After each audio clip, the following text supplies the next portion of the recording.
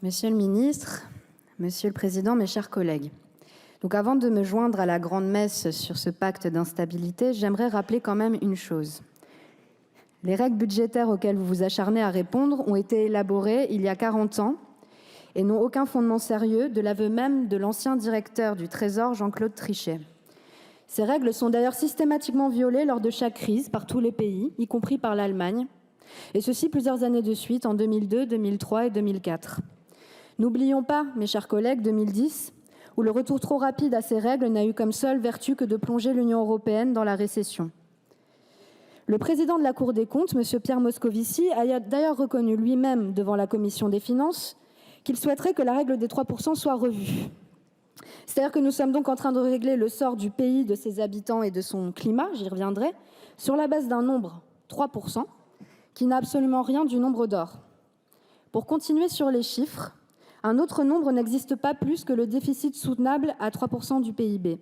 C'est celui de la croissance à 1,8% que vous prévoyez pour 2027. Cette hypothèse, mes chers collègues, elle est grotesque. La Direction générale du Trésor prévoyait en novembre 2021 une croissance à 1,4% en 2027, avant la guerre en Ukraine. Le FMI prévoyait en avril 2022 une croissance à 1,4% pour la France en 2027. Depuis, le FMI indique que la guerre en Ukraine aura en plus un impact négatif sur la croissance en France. Que s'est-il passé ? On voit mal comment et pourquoi la DG Trésor prévoit désormais miraculeusement une croissance à 1,8% en 2027. Admettez que vous leur avez tout simplement demandé de revoir leur copie pour nous présenter un programme de stabilité conforme aux annonces. En effet, vous l'avez dit, Monsieur le ministre, nous sommes entrés dans une ère de turbulence. En l'espace de 2 ans, nous avons connu la Covid et la guerre en Ukraine. À qui voulez-vous faire croire que le chemin d'ici 2027 sera un long fleuve tranquille qui nous permettra d'accumuler chaque année plusieurs dixièmes de points de croissance supplémentaires comme au bon vieux temps ? Comment pouvez-vous regarder les Français dans les yeux et leur faire croire qu'il n'y aura pas de nouvelle crise qui viendra dévaster votre château de cartes budgétaire ? Vous rendez-vous compte que le système économique que vous défendez se fracasse sur la réalité climatique et géopolitique, à tel point que vous êtes obligés de mentir pour pouvoir continuer de préserver l'illusion ? Car oui, vous mentez. Vos projections de croissance, on l'a dit, sont fantaisistes. Et si elles sont fantaisistes, soit vous devrez augmenter les impôts sur les plus riches, mais vous venez de le redire, vous refusez de le faire. Soit vous allez encore baisser les dépenses publiques, le financement des services publics et les minima sociaux. Vous mentez quand vous nous dites qu'il n'y aura pas d'austérité. Vous mentez quand vous nous dites qu'il n'y aura pas d'austérité. Les dépenses publiques croissent naturellement avec la démographie. D'accord ? Le Sénat nous dit que cette croissance est d'environ 1,3% par an. Or, vous nous proposez d'augmenter les dépenses de seulement 0,6% par an. Ça veut dire donc que vous allez dépenser moins que les besoins de la population. Ce ne sont pas des chimères, c'est très concret. De 2013 à 2019, le nombre de lits en réanimation n'a progressé que de 0,17% par an, 10 fois moins que les personnes âgées, qui représentent 2/3 des malades en réanimation. Voilà la réalité et voilà pourquoi nous avons manqué de lits pendant la Covid, parce que nous avons dépensé moins que les besoins croissants de la population. Disons-le clairement. Voilà pourquoi nous avons enfermé les gens chez eux pendant plus d'1 mois. Disons-le clairement, 67 millions de Français se sont retrouvés en prison chez eux du fait de la baisse des dépenses publiques. En 2027, la baisse des dépenses publiques par rapport aux besoins estimés sera d'environ 80 milliards d'euros. Cumulé sur le quinquennat, ce sera 230 milliards d'euros que vous allez économiser. Ces économies, mes chers collègues, ces économies représentent un effort jamais réalisé aux effets qu'ils sont non documentés. Elles risquent réellement de nous faire entrer en récession. J'aimerais vous mettre face à la réalité. Derrière chaque dixième de pourcent de dépenses en moins se cache la misère de nos concitoyens. Ce week-end, j'étais dans ma circonscription, au CHI d'Elbeuf, Louviers, Val-de-Reuil. Nous avons rencontré des patients et des soignants. Nous avons rencontré un jeune homme traumatisé parce que son père, atteint d'un cancer grave, a dû attendre plus de 4 heures dans le couloir des urgences sous assistance respiratoire parce qu'il n'y avait personne pour le prendre en charge. Au moins 6 personnes sont mortes cette année du fait d'une non-prise en charge aux urgences. Ce printemps, une femme qui devait accoucher au centre hospitalier de Saint-Denis a été envoyée vers l'hôpital Robert Debré à Paris qui n'a pas pu la prendre en charge. Une 3e maternité, celle de l'hôpital Jean-Verdier à Bondy, l'a finalement acceptée, mais trop tard. Le bébé est décédé en réanimation dans un 4e hôpital, l'hôpital Trousseau à Paris. Je vous le demande, mes chers collègues, droit dans les yeux, combien de morts dans les salles d'attente des urgences faudra-t-il pour atteindre ces 3%? Je veux vous voir annoncer aux travailleurs aux travailleurs éreintés qu'il y a eu 150 milliards d'argent magique pour le CAC 40 pendant le Covid-19, mais qu'il n'y a rien, toujours rien pour eux et qu'ils devront travailler jusqu'à 65 ans s'ils ne meurent pas avant d'un cancer. Je vous le demande droit dans les yeux, combien de gens vont mourir au travail sans avoir pu partir à la retraite pour atteindre les 3%? Combien de gens?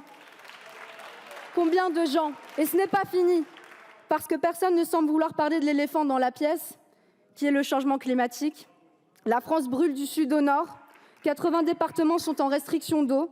Les agriculteurs ont essuyé d'énormes pertes. La moitié de nos réacteurs nucléaires sont à l'arrêt. Le coût de l'énergie a explosé. Et mes chers collègues, je suis désolée de vous l'apprendre, mais nous ne sommes qu'en 2022. Il y a 7 ans, les 1,5 degrés devaient être franchis en 2100. Nous allons les franchir d'ici 8 ans. Dites-vous bien que ce mois de juillet, écrasé de canicule comme nous le sommes, ce mois de juillet de 2022 sera le plus froid du reste de votre vie. Les économistes nous disent que le changement climatique va faire chuter la productivité de façon sans précédent, va ralentir la croissance, voire même nous faire entrer en récession. Pour éviter le pire, il nous faut 50 milliards d'euros par an pour lutter contre le changement climatique en France. Où sont ces 50 milliards d'euros dans le pacte de stabilité? Même les États-Unis vont dépenser 370 milliards de dollars dans la lutte contre le changement climatique. Où est la France des Lumières à l'heure des coupures d'électricité? Monsieur le ministre, Bruno Le Maire a lui-même défendu le « quoi qu'il en coûte » pendant le Covid, car le coût pour l'économie aurait été bien pire si l'État n'avait rien fait, si l'État n'était pas intervenu massivement avec de l'argent public. Vous avez donc reconnu vous-même que face à une crise grave, il faut investir et dépenser pour protéger l'économie. Qu'est-ce qui est différent avec le changement climatique? La plus grande menace que l'humanité ait eu à affronter. Pour reprendre vos mots, pourquoi ne sommes-nous pas déjà en guerre contre le changement climatique? Je pense avoir une réponse.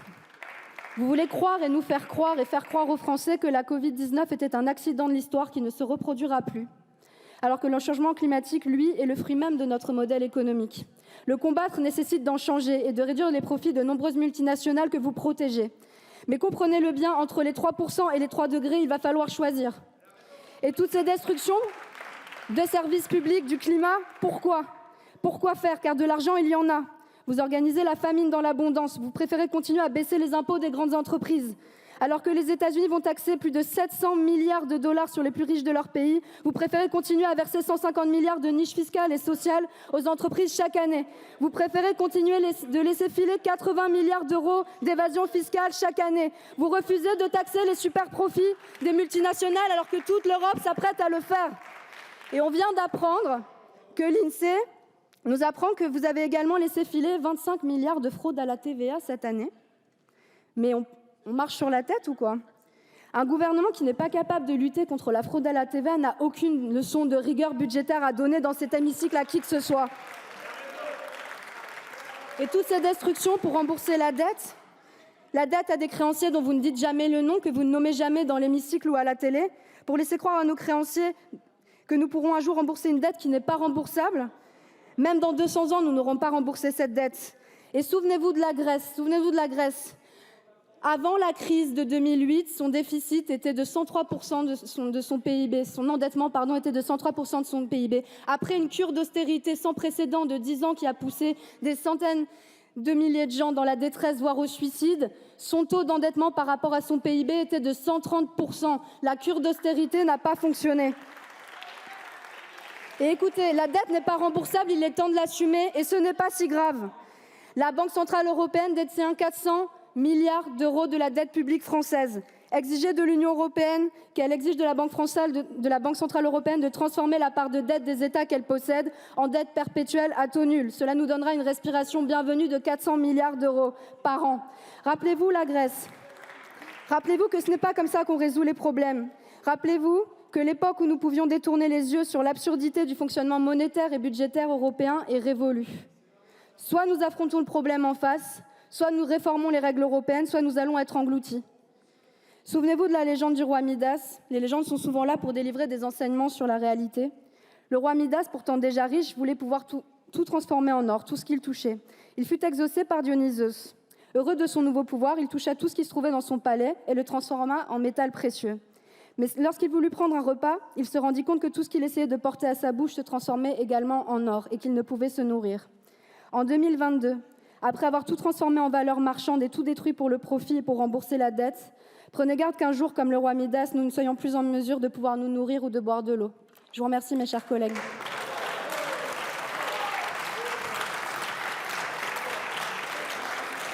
Merci, Madame la députée. Pour le groupe Les Républicains, Madame Véronique Louwagie.